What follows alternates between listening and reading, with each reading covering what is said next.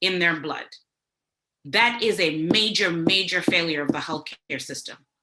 So I have these graphs, as you can see. The next one is by age, right? And of the people living with HIV in Missouri in 2018, 484 were in the 13 to 24 years old group, almost 5,000 in the 25 to 44, and over 7,000 in the 45 plus. I'm telling you, if this were the 80s, this would look very different. This is showing how well we have done with our medications to this point, in that we are seeing people live much longer with this disease. But as you can see, the same pattern where once they found a doctor, they weren't staying in care, right? And then they weren't able to take their medications such that they were living healthy lives. This is an issue with the system. And I will make an argument tonight that a lot of that has to do with stigma. So let's talk about race and ethnicity. So again, we're looking at 2018 data in the state. Overwhelmingly, most of the people living with HIV in our state of Missouri identify as Black or African American, with over 6,000 people. After that, we have 6,100, about the same number of Caucasians. But remember, African Americans make a much lower proportion of the overall population. So this is really a staggering number in the Black community. And then 616 Hispanic. And some of that, again, you have to identify as being reflective of the overall race and ethnicity of the state, right? And then lastly, we saw, again, similar to what we saw on my initial slide reflecting the whole country, 8,000 men who have sex, over 8,000 men who have sex with men, almost 2,000 heterosexual, and then 674 people who inject drugs. But really what I want you to pay attention to in these last two slides is that we have a real problem having people stay in care once they're in care and then having them on their medications. So let's discuss a little bit about how you can get HIV. Why did I even include this slide? I'm sure a lot of you now know this information, but it's for the very reason that this slide alone is one of the main reasons that we have an issue with people discriminating against people living with HIV, living in fear of them, and wanting to stay away from them because of the perception that they, just by being around them, just by touching them, can transmit HIV, which is an absolute lie, a complete fabrication and a fallacy that we need to get rid of. So how can you get HIV? You can get HIV through two main ways. It must cross a mucosal membrane, right? A membrane that is covered in a mucosal layer, or be injected into the bloodstream. So the ways that are listed in green here are through blood, through semen, through pre-seminal fluid, through rectal fluids, through vaginal fluids, and through breast milk. Now let's talk about how you cannot get HIV. Because if it's not on the box on the left, it's not happening. So you cannot get it through air or water, not through saliva, certainly not through sweat or tears, not through closed mouth kissing, unless you have a cut and a barrier that goes through, again, that mucosal layer, not from insects or pets, and not from sharing toilets or food or sheets, right? Not through sitting next to someone or hugging them, not from sharing the same spoon. This is not how you get HIV.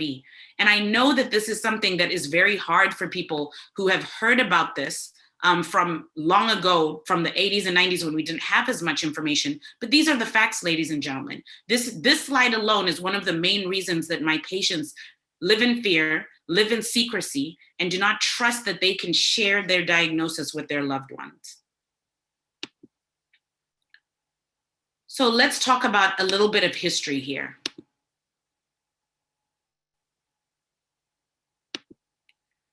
So this slide that I have before you is the very first newspaper article that spoke about HIV in 1981.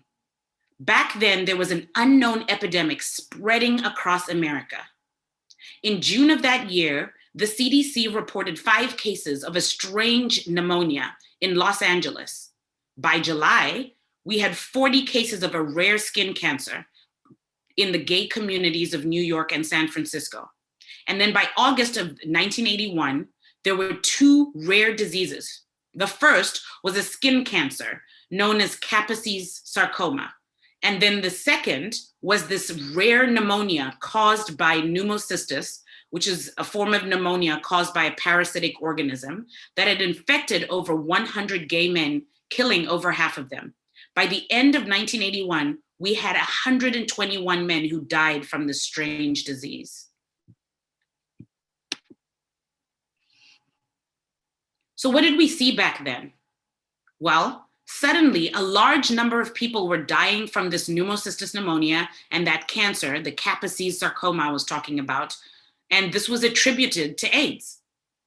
A year after scientists identified AIDS, they discovered the cause as HIV, this virus. The media started calling the main groups of people who seemed to affect the 4H club: homosexual men, hemophiliacs, heroin users or people who inject drugs, and Haitians, the 4H club. If people got AIDS, they died. That's what we knew. It took approximately 10 years from the time of infection to developing AIDS, but typically people were dead within months to 2 years of diagnosis.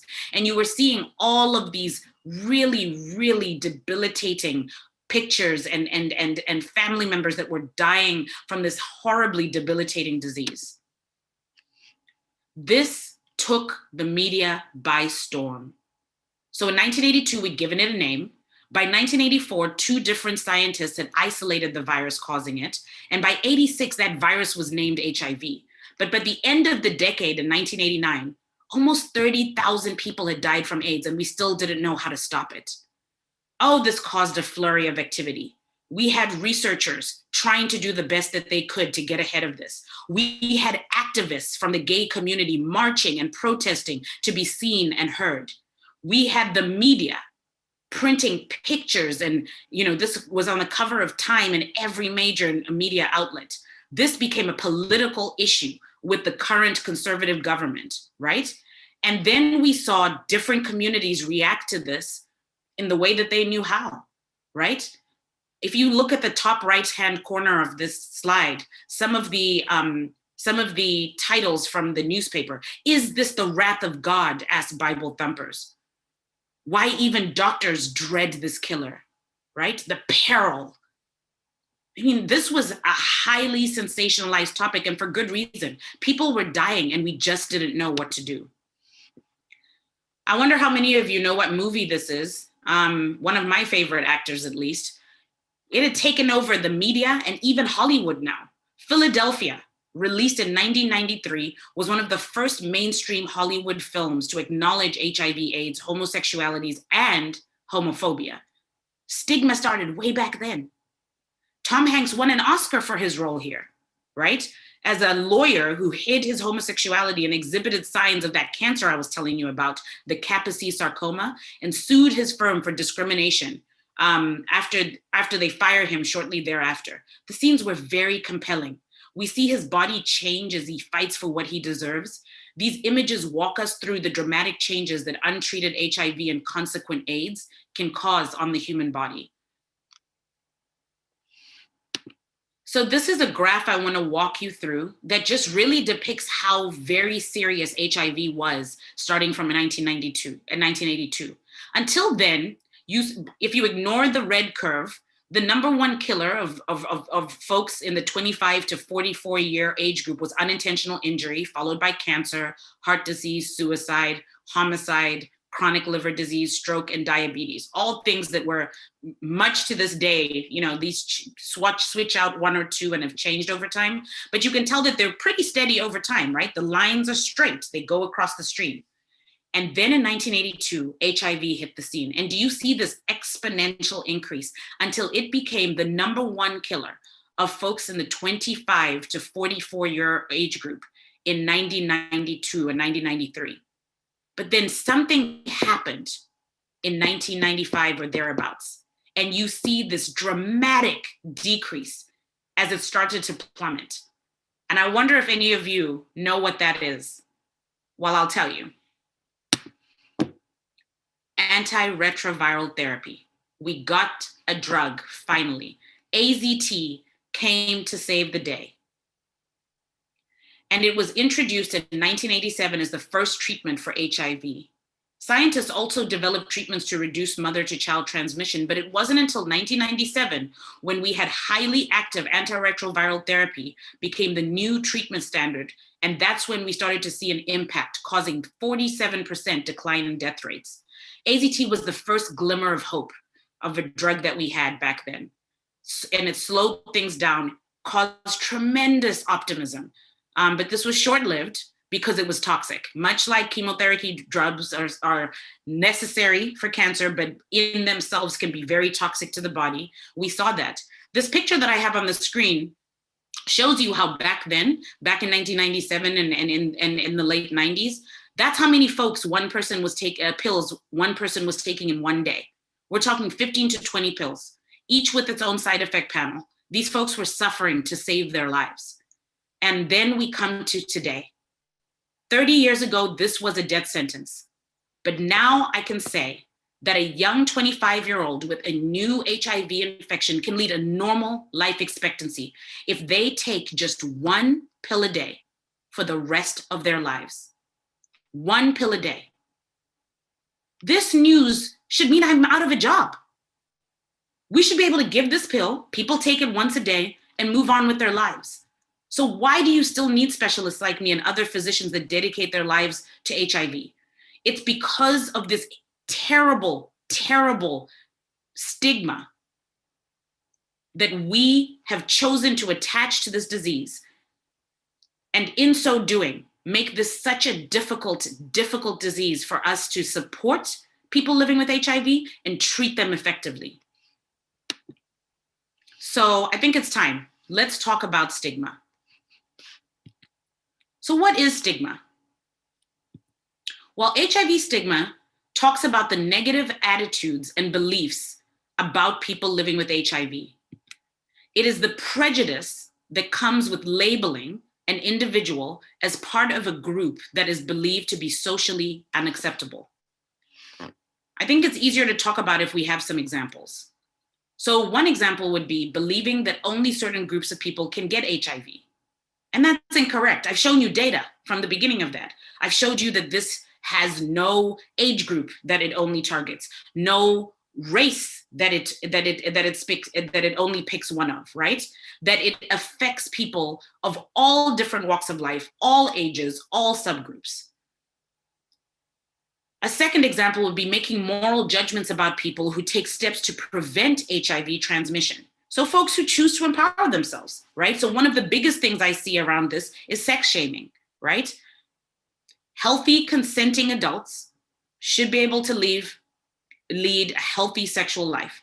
And in so doing, there are now medicines that they can take to help prevent HIV transmission. But even then, that's shrouded in judgment and shame. And another example would be feeling that people deserve to get HIV because of their choices. That is terrible. Terrible.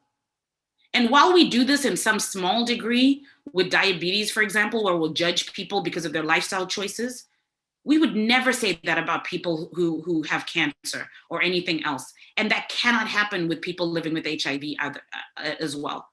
It leads to discrimination.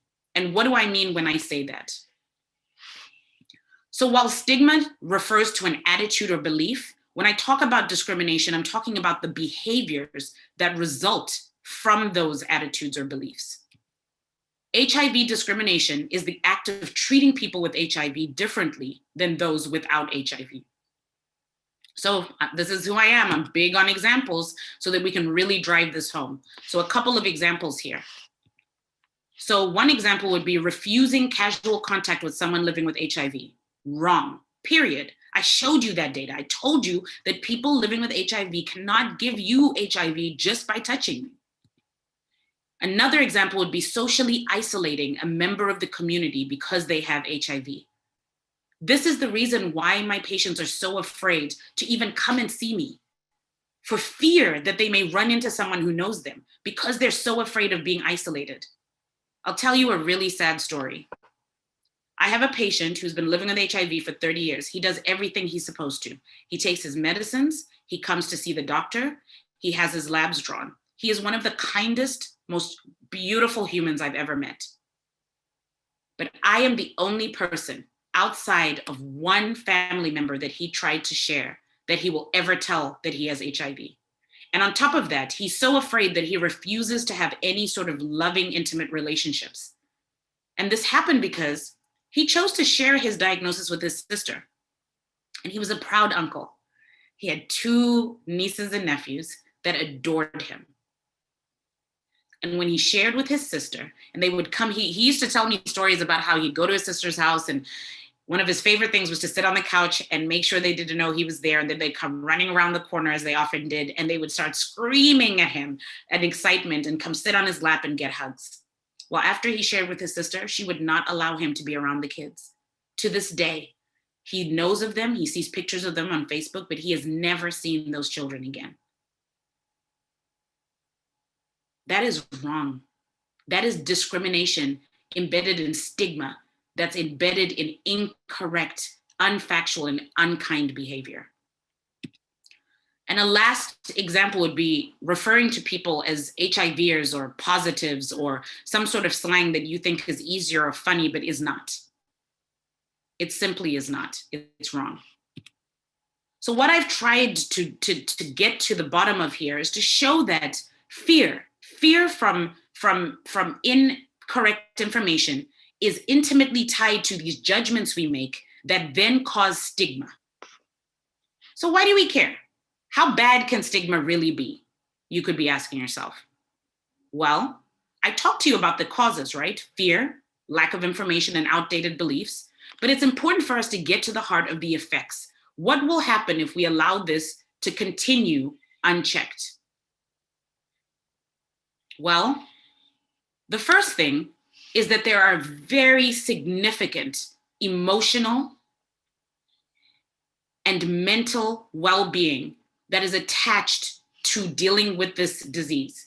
And if we continue to have these negative and damaging interactions that are born from stigma and born from discrimination, this can negatively impact people's emotional and mental well-being. People living with HIV often internalize the stigma they experience and begin to develop a negative self-image. We call this internalized stigma. They may fear they'll be discriminated against or judged negatively if their HIV status is revealed, I beg your pardon. So internalized stigma or self-stigma happens when a person takes those negative ideas and stereotypes and start to apply them to themselves. And it can lead to feelings of shame, a fear of disclosure, like I told you about my one patient, isolating themselves, and despair. And this can lead to people avoiding getting tested and even getting treated once they know their status.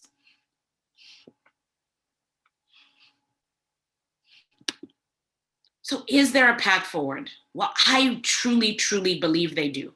But I'm a scientist, so I'm gonna back that up. I'm gonna back my hope and my positive energy with data. So I'm about to teach you and bring to you the U equals U campaign. And this stands for undetectable equals untransmissible. And what I mean by here is that a person living with HIV who has undetectable virus or undetectable viral load does not transmit this virus to their partners.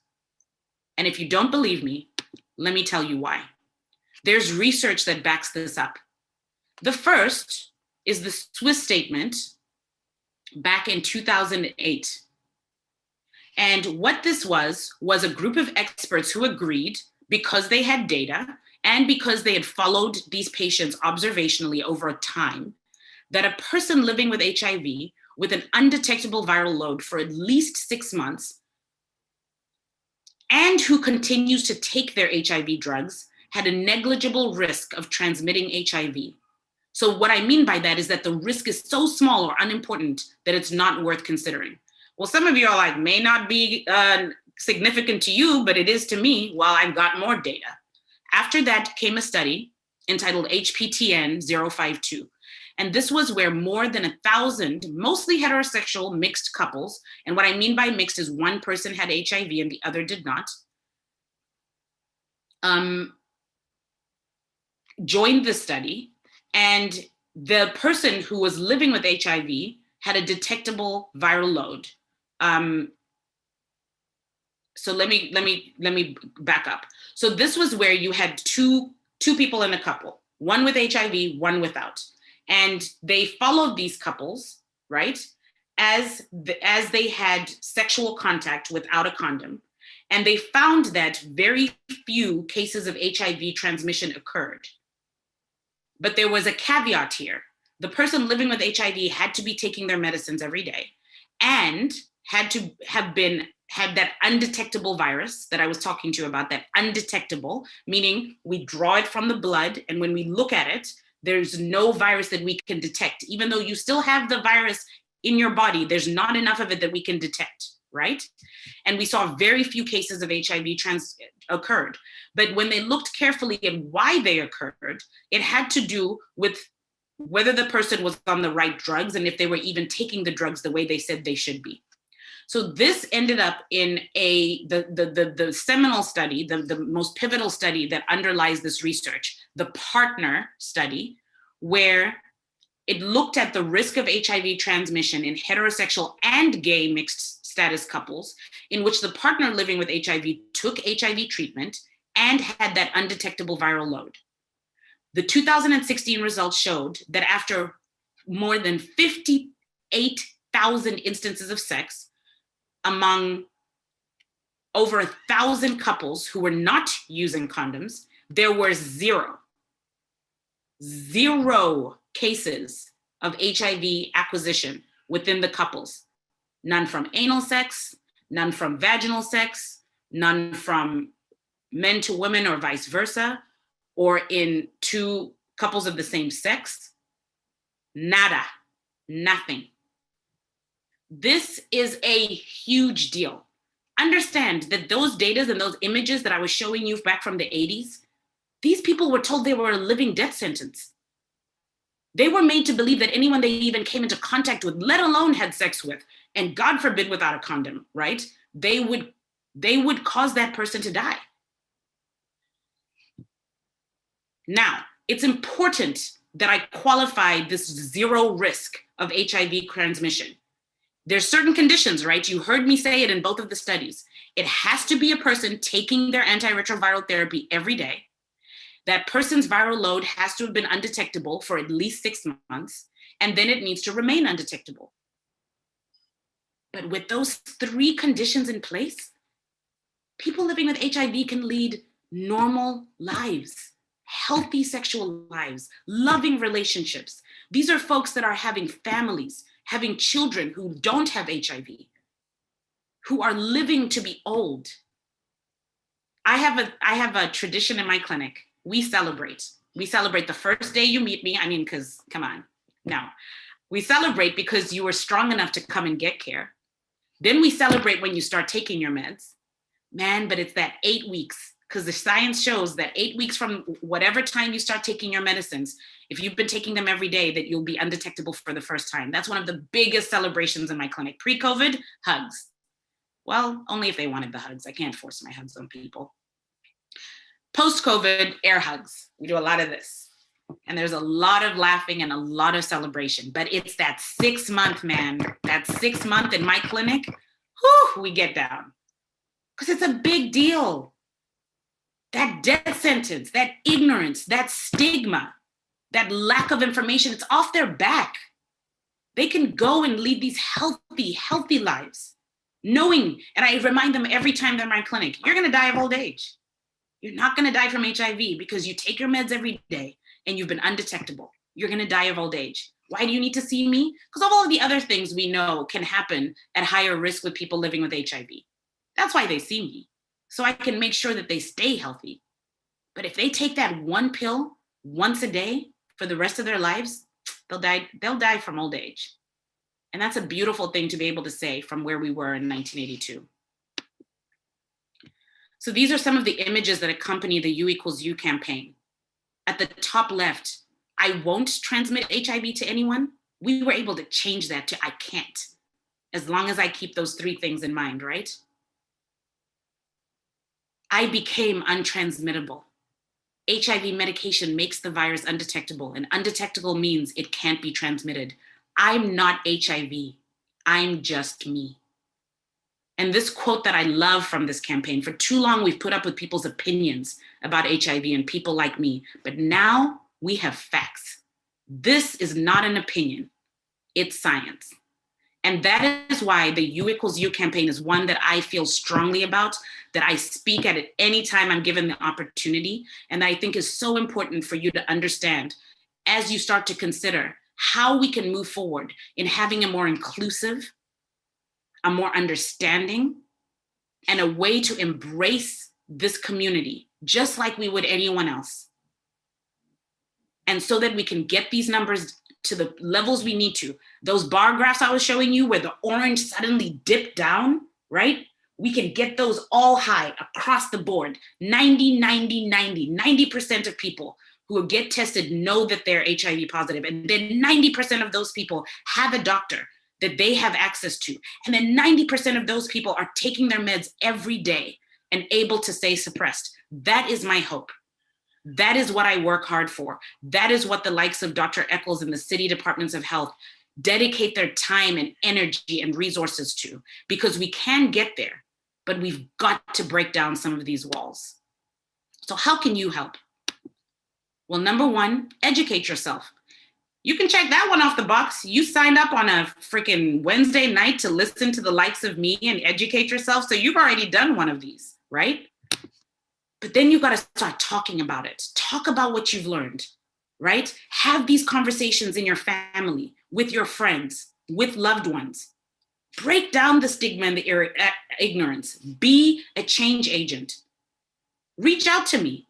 Reach out to the city. We keep information on our websites. I'm happy to arm you with that so that you can have these conversations and have data. What I love about being a scientist is I don't just argue to argue, man. If we're gonna talk COVID, I come with facts.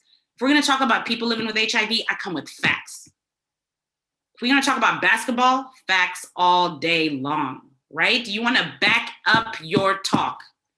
You don't wanna see me at a spades table, boy, because as you can tell, I talk in my job, but I talk at the spades table too. But if you can back it up, then you can get somewhere. And then the last thing is take action. The great Dr. Martin Luther King said, it is not enough to be compassionate. You must act. So stand up to stigma. Talk openly about HIV and stigma. Choose supportive language that is not stigmatizing. Speak out to correct these myths and stereotypes, and then educate yourselves and others. But it's not easy. And there's people like myself, like Dr. Eccles, who've dedicated our lives to empowering people and getting the tools out there and the resources to move forward. So if you're here tonight and you are part of a community organization, a church, any position of leadership, and you want to be a part of the change, then let's partner. Let's talk about how we can move forward with this information. Because I assure you, most people above 30 to 40 years old who haven't stayed current, they remember the 1980s and the 1990s. And can you imagine if those are the types of conversation they're having around people living with HIV? That's wrong. Because the data I've come to is different.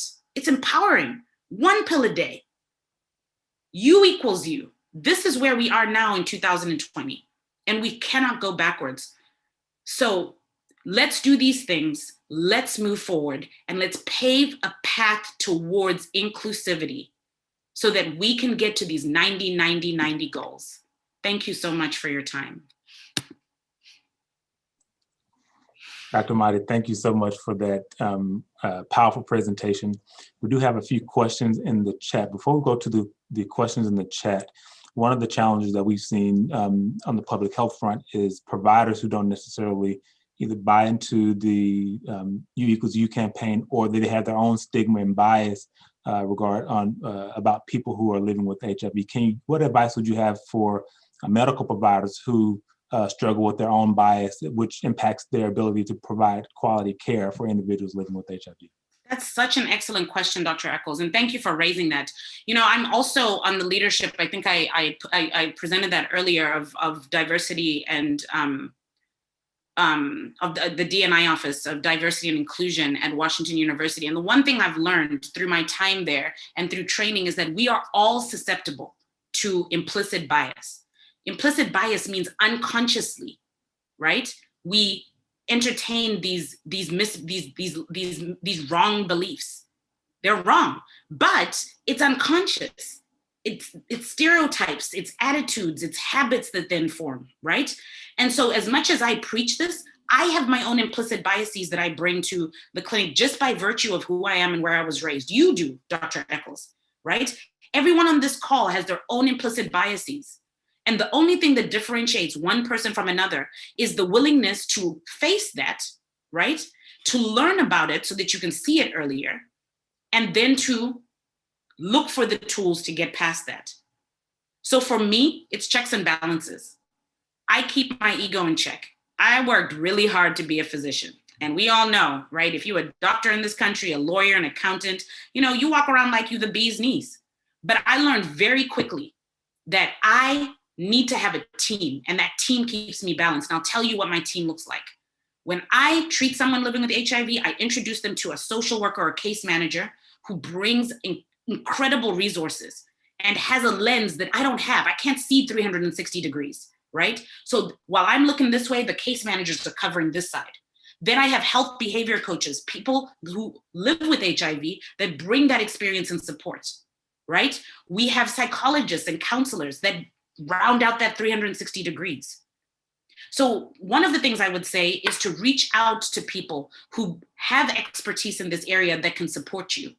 Infectious diseases specialists being top of that. This is what we do, what we're trained for, what we're passionate about, right? What we dedicated our lives to amongst other infectious diseases, but HIV being very high amongst those. We can help you. We can answer questions, consult us, email us, reach out. My email address is right there on this slide, right? You now have another resource and another arsenal in your tool pocket.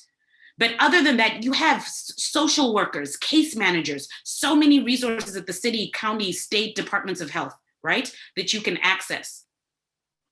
And so I would say, make yourself not a one-man army. Increase that team for the betterment of your patients. I am a better physician because I do not stand alone. I have folks that empower me. And even to this day, I have mentors that I go to when I have difficult cases, when I'm struggling, or when I think I haven't done right by a patient. I tend to get really good feedback from my patients. I got humbled the other day. It was 2 weeks ago, and a patient was not happy with me at the end of the visit. She said, I made her feel uncomfortable. I used language that was triggering. And I could have used my ego. I could have said, that ain't me, and most people love the kind of doctor I am, and you can go see someone else. But I apologized in that moment, because whether or not I agreed, something I did was wrong. And I had to reflect. I had to leave that office after apologizing and hearing her. And I had to humbly, it was hard for me, but offer her another provider if I needed to. And the victory there was, she said that it was my humility and my apology. She called back after the fact and said, listen, I was having a bad day. Please tell her I didn't mean anything by it. I'd still like to see her. But I know I would have lost her if I had come at her with a different attitude. But the other thing I did was I reached out to a mentor. I reached out to someone who is even more seasoned than I am. And I said, can I just talk to you about this case? And we talked through it, and they gave me their expertise. This is something physicians should be doing all the time. We should be physician scientists, meaning we should be looking at the data and reading it and staying up to date with the most up-to-date facts and figures and treatments, right? But we should also be humble enough to be constantly trying to learn and improve through mentorship and through team-centered approaches. Great, thank you for that. We'll start with the questions now. So the first question we have is, how does Missouri's rates for linkage to care and viral suppression compare to other U.S. states? And so I'll take that one if you, okay, so in 2017, according to the data that was published by the CDC, the state of Missouri ranked 24th for viral suppression. At that time, 64% of persons living with HIV in the state of Missouri had achieved viral suppression. However, the goal for the United States at that time was 80%. And so there's still a lot of work that we have to do across the state of Missouri. But as a fast track city, the city of St. Louis has dedicated itself to achieving 90% viral suppression for the individuals living with HIV. And so one of the challenges with that is, one, we have to hold ourselves accountable, but we also have to really do a better job of engaging the community that we're charged to serve and protect.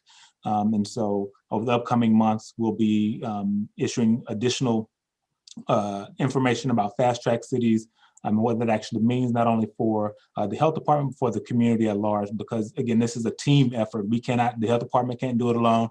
WashU can't do it alone. Physicians can't do it alone. We have to work, the entire system has to work together in order for us to achieve these targets. And so that's what we're aiming to do. And today is one of the steps that we're taking to make that happen. Absolutely. And I will just say, I'm one of the co-chairs of the Fast Track City St. Louis initiative. My co-chair, Franda Thomas, is on this call.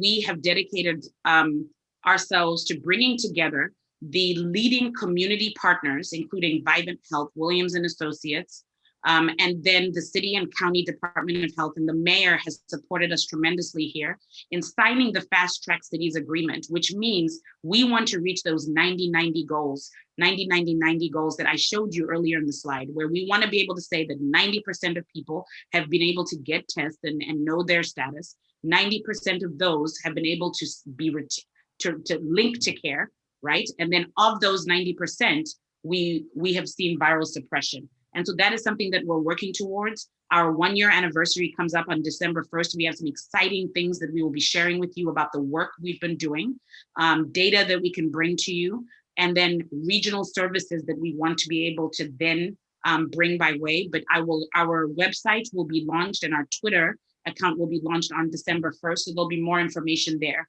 So if you're looking again for a partner, leaders, all the leaders that sit at the table around this, to help your organization move forward your work as you want to dismantle the stigma and increase the quality of care for people living with HIV, please reach out to us, and I will ask that Dr. Eccles be able to forward that information to you after this evening. Absolutely.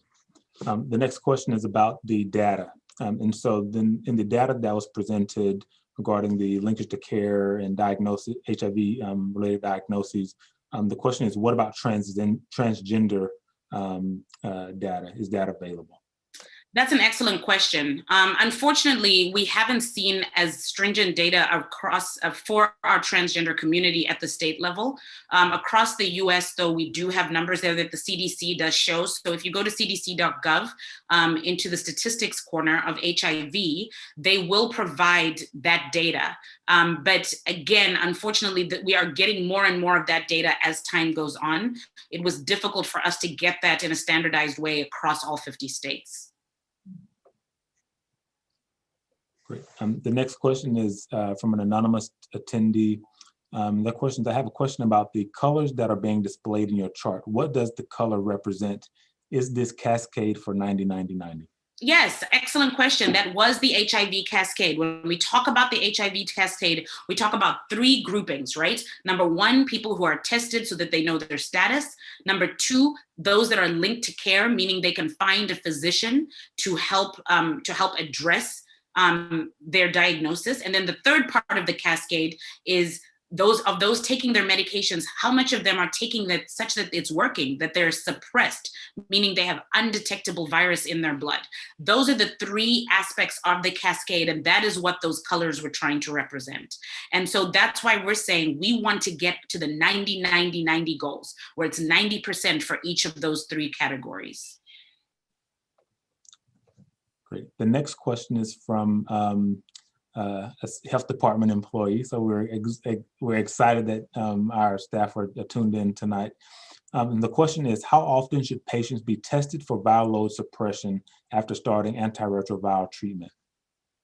That's an excellent question. It varies. So we do it a little bit more frequently in the beginning. to make sure that the meds are working. So typically what happens is someone comes to see me right away, and the data now shows that you should never delay starting medications unless there are very few times that you should be consulting with an infectious diseases specialist like myself, where you don't start it right away. There are some instances where that doesn't happen, but it's very rarely. Most people should be started right away.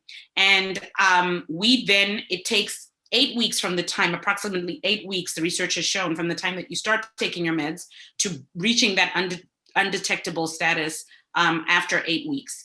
And so we will typically check a viral load on that first day. Some people will check 4 to 6 weeks, but not more than 8 weeks after that. And then in the beginning, you want to see people more frequently as you're building a relationship and a rapport. Make sure that they're doing okay with their medicines, but you will be checking then that viral load every 2 to 3 months typically. And once someone has been suppressed for a long period of time, they have to have a viral load at least twice a year, but most people are doing that every 4 to 6 months.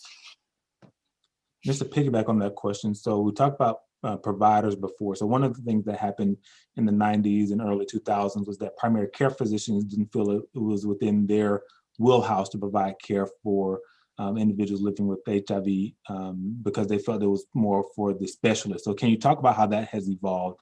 So now that primary care physicians can actually monitor and provide quality care for individuals living with HIV. Absolutely.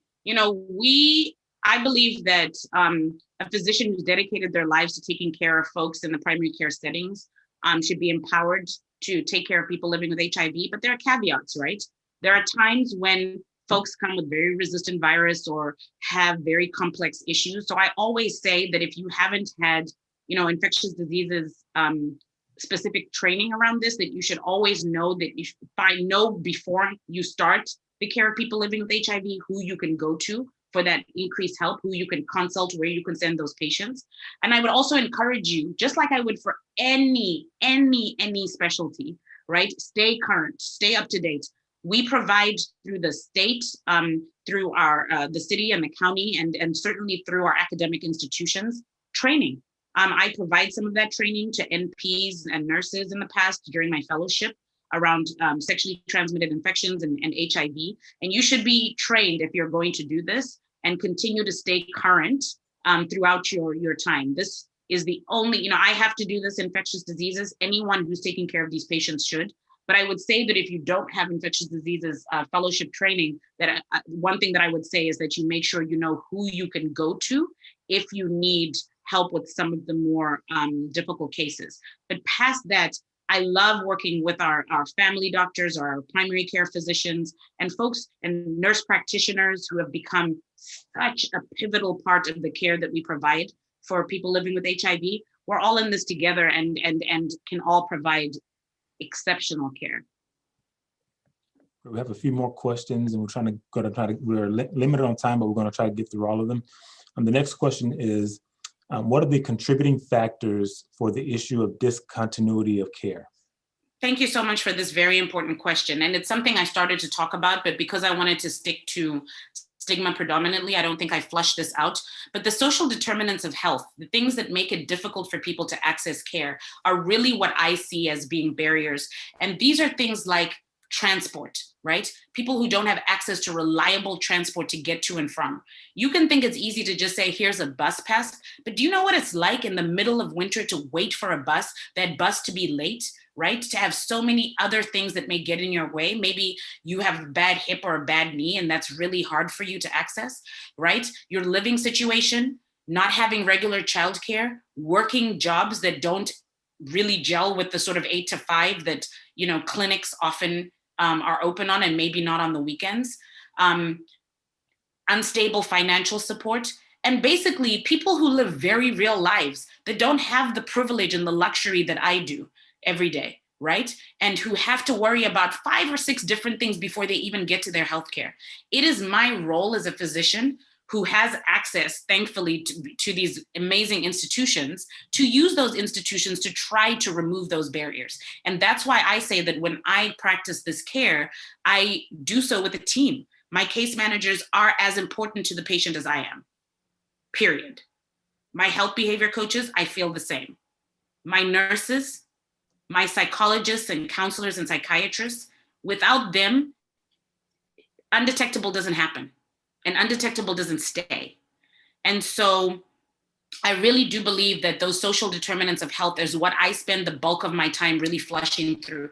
We see a very large aspect of mental health that is accompanied by this. So many of my patients will tell me, "Doc, just coming to the clinic triggers me. Just taking that pill reminds me of my status, reminds me of how I'm treated different and how I'm isolated and shamed. So that's why I don't take the med." Or, "Doc, I can't get out of bed most mornings. I'm so depressed. I'm so anxious." "Doc, I have kids. I have a sick parent. I take care of my mama and my grandma." "Doc, I am suffering with addiction. It's real for me. And I'm not interested in going to rehab. It's never worked, right?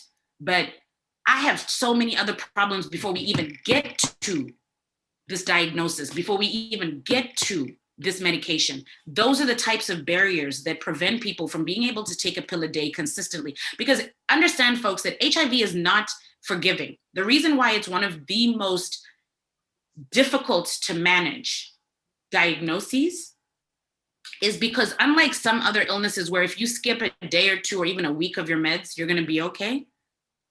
You skip even a day or two, a couple of days of medicines with HIV, and you have virus in your blood right away. And it takes us another 8 weeks to get back to that undetectable.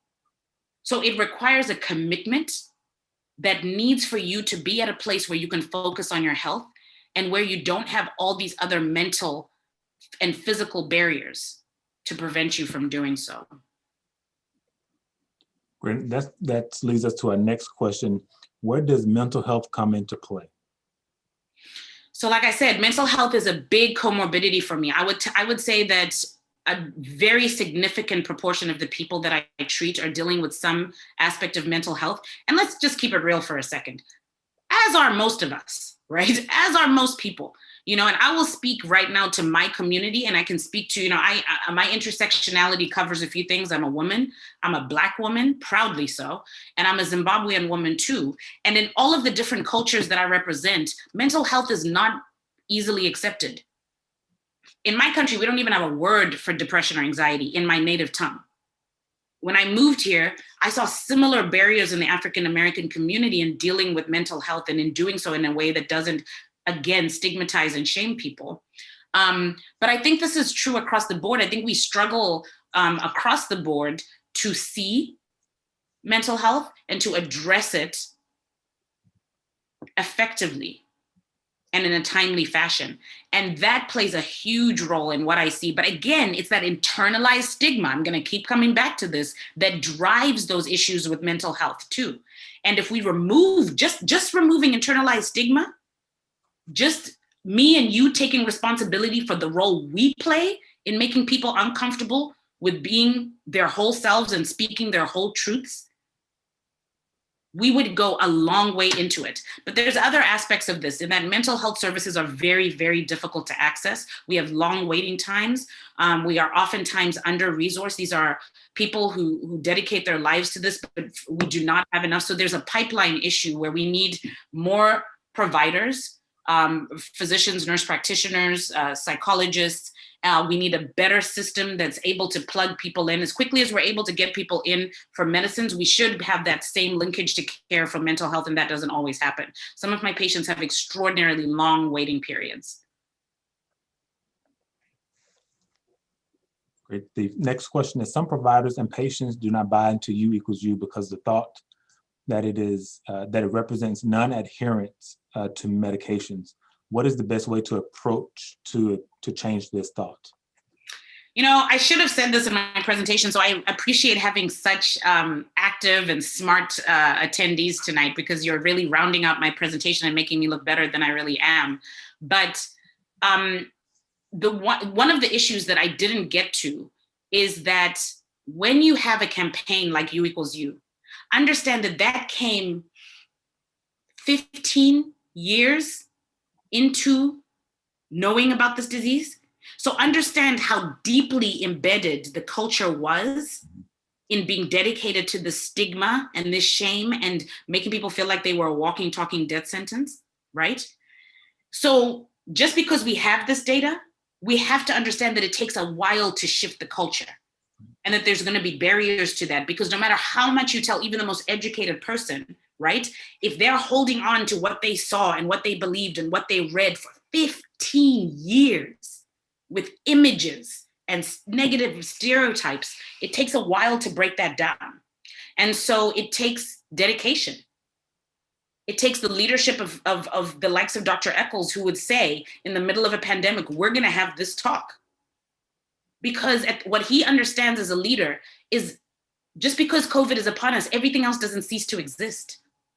And what he knows, because he sees the data, is that people living with HIV have been having some really tough statistics during this pandemic because of difficulty accessing care, because of, again, those social determinants of health that made the telehealth, portion of what we were doing not feasible for some. And because, again, it was another stressor that maybe took precedence over people taking care of their underlying conditions.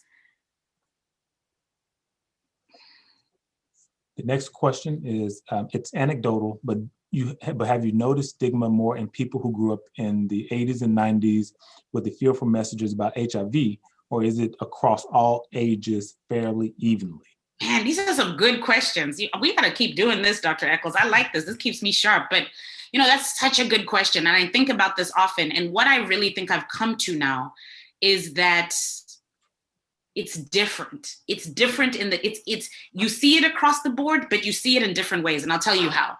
The older folks who've lived with this and saw this before are just quiet with it, but they're convinced. And a lot of times there's no changing their minds, and it's very deeply embedded.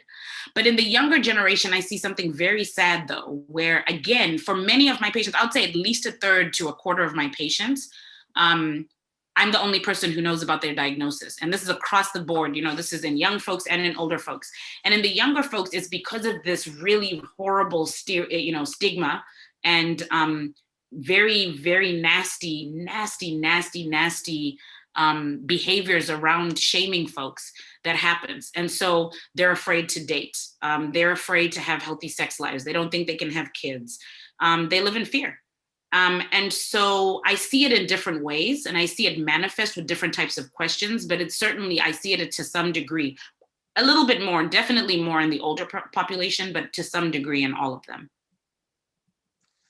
The next good question is, why do you think Black people are disproportionately affected, and what do we need to do differently to reverse that fact? The same reason we're disproportionately affected for about 10 to 15 other reasons, right? This goes back to history. This goes back to slavery in this country. Systemic racism, institutional racism that has caused disparities in health, and a deep distrust in our community for both government and medical communities, because they have failed us, because of Tuskegee, because of slaves being used as guinea pigs without even dignity or respect or consent, a lot of times without even pain medications being cut through, right? Because of the Henrietta Lacks, whose cells we use to this day in the name of science, that were taken from her without her consent, without her family's consent, without even giving them any measure of payment. Tuskegee, the abomination that was Tuskegee. And those are just the ones you know of. There are many more that have happened. That happened to our children in institutions, to our family members in hospitals, right? And it took this year and an uprising for us to start to talk about it. So there are disparities that exist, and there is mistrust in the Black community for very real reasons. And it is the work of people like myself, Dr. Eccles, and other government institutions, but also academic institutions across the country that pride themselves in being the best of the best, need to acknowledge their role in this historically and presently, need to apologize for it, and need to start to show actual plans as to how they are going to address this. And those plans can no longer be lip service. They need to be backed up with actual funding, and that comes from the top level of leadership. I am encouraged by President-elect Biden and Vice President-elect Harris and their 4 pillars that they produced for their administration plan that included racial equity. I will believe it when I see it, but I haven't seen it for quite some time. And if that is true, that is finally people saying that these communities have reasons to have these disproportionate numbers. So I think it's a combination of the biases that have come from institutions and through that systemic racism, and the Black community themselves having this mistrust, right? And all of the socioeconomic issues that have arisen historically that mean that their social determinants of health list is a longer, harder list to overcome for them being able to access healthcare and be healthy themselves compared to other groups. I will say that that is an opinion. I believe that my opinions are based in a lot of fact that I'm happy to share data for, but I cannot, I'm speaking for myself here. I'll just add on a little bit to that. So one of the challenges that typically in government agencies, the government agencies can oftentimes perpetuate these issues that impact and result in disparate health outcomes. And so part of my charge is being able to make sure that the City of St. Louis Department of Health holds itself accountable for doing its own work, meaning understanding the system so that we don't perpetuate those same issues that we talk about day in and day out. So health equity, social injustice, health injustice.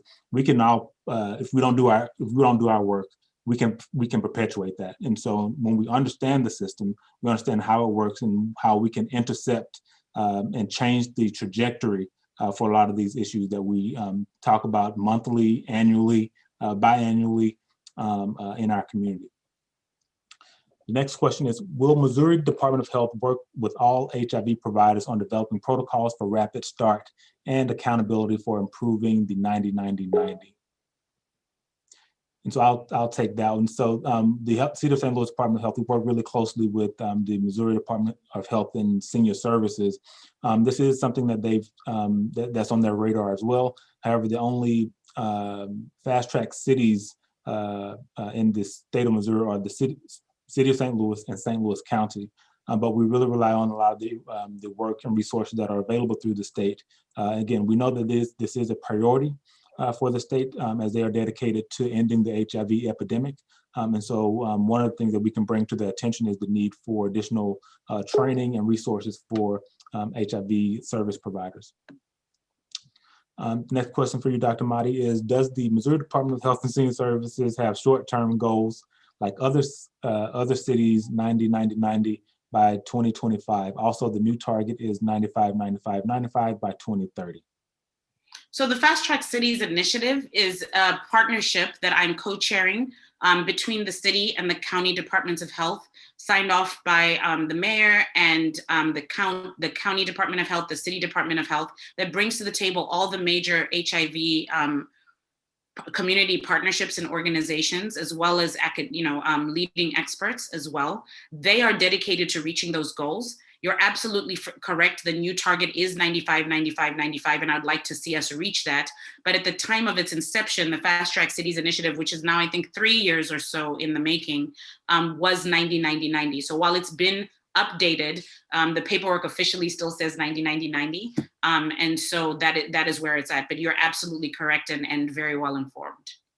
All right, and we're at our last two questions. So the next question is, so if we can get a vaccine for COVID in less than a year, why can't we get a lifetime or annual pill, or better yet, a vaccine? Is it because of the complexity of the virus, or because of the stigma and lack of government interest to support with the funding needed to achieve satisfactory resolution? That's a great, great question. So a couple of things go into play. We've been trying to develop vaccines for HIV for many years, since the beginning. And it's very difficult for the reason that you brought up, the fact that this virus replicates at such a high magnitude. We're talking in the order of hundreds of thousands of times in minutes. And so that makes it very difficult to come up with an effective vaccine against it. So those vaccine efforts are ongoing. That's very different from other viruses, like the flu vaccine and now the COVID vaccine that we're able to come up with vaccine targets for. But you're absolutely right that some of the other barriers and some of the other issues around, competing agendas and funding and things of that nature also make it difficult. But to the credit of our government, there has been great attention paid to funding for HIV research in general and certainly in vaccine development. And I have to give a lot of credit to St. Louis University, that are one of the leading institutions in the country for vaccine development in general. And we have other basic and translational researchers, both at St. Louis University and Washington University, who work on these. And then our last question for this evening is it safe? Well, I think if you can talk a little about risk reduction as part of this response. So it says, is it safe to have sex with an HIV positive person if they're using medication? So again, this is the basis of the U equals U campaign that I talked about earlier. The undetectable equals untransmissible, but there were 3 caveats there, right? You had to be taking your medicines on a daily basis. You had to be undetectable for 6 months because you'd been taking your medicine. With that in mind, then the people who have achieved that undetectable rate for 6 months are taking their medicines, 1 pill a day, and then who stay undetectable after that can have sex without a condom, and there has been data to show that they cannot transmit it to anyone else. And we've seen this in thousands and thousands of couples where one had HIV, one did not, and they were having sex without a condom. Again, though, there are those 3 caveats. Taking your medicine, 1 pill a day, every day.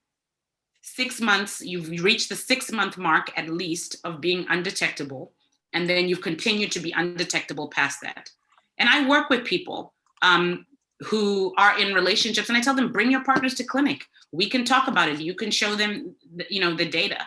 But at the end of the day, this obviously has to happen as it does in any other situation, in a trusting relationship where you have access to this information and you're willing to be honest between the two of you.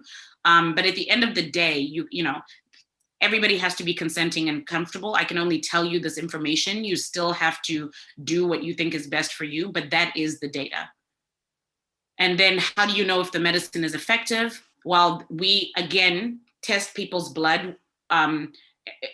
They see me depending on where they are in their journey, either every couple of months or up to every 4 to 6 months. And we measure it in their blood to be able to tell if they're detectable or not. So this is one of those areas where a blood test can tell me.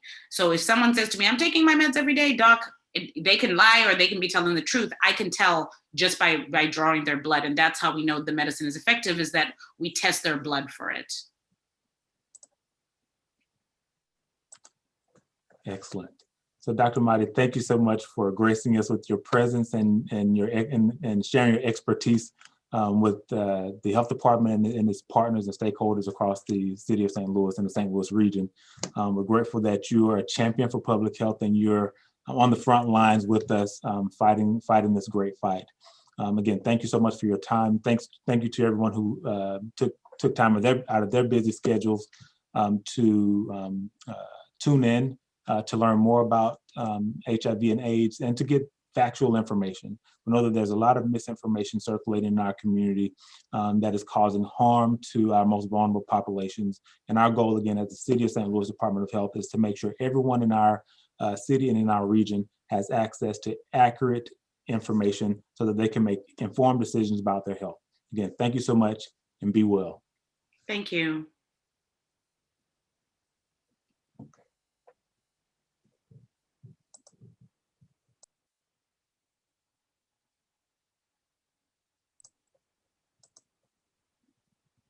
That was great. Whew.